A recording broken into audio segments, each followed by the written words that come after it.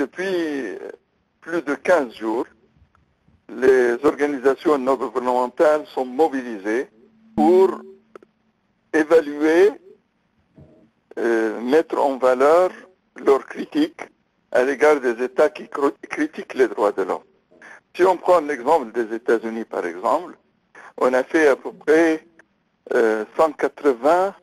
rapports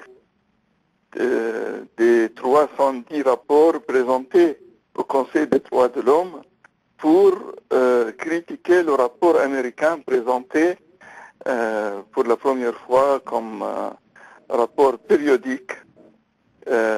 pour décrire la situation des droits de l'homme aux États-Unis,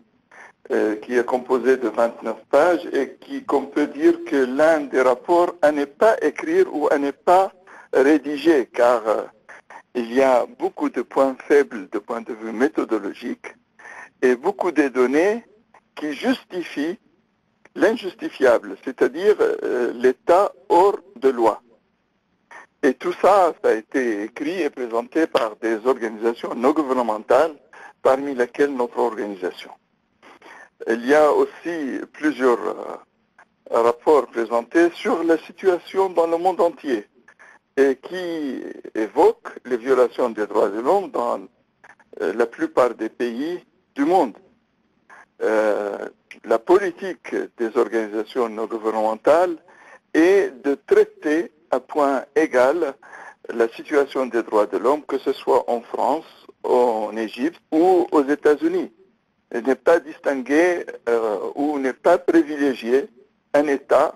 ou dire que cet État, parce qu'il finance telle ou telle fondation humanitaire, ne doit pas être sujet de critique. Notre critère essentiel est la situation sur place. S'il y a des violations des droits de l'homme, notre devoir est de dévoiler,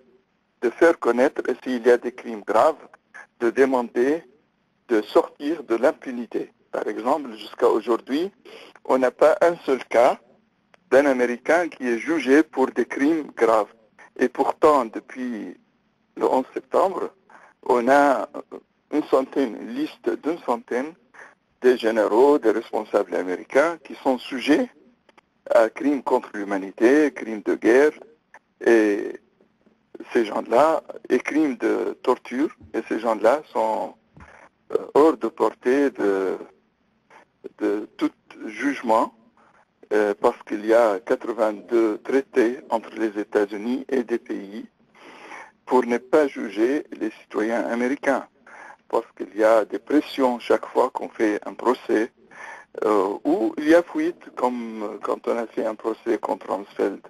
à Paris, il a fui, il a quitté la France, et il n'y avait pas de mandat international à son égard.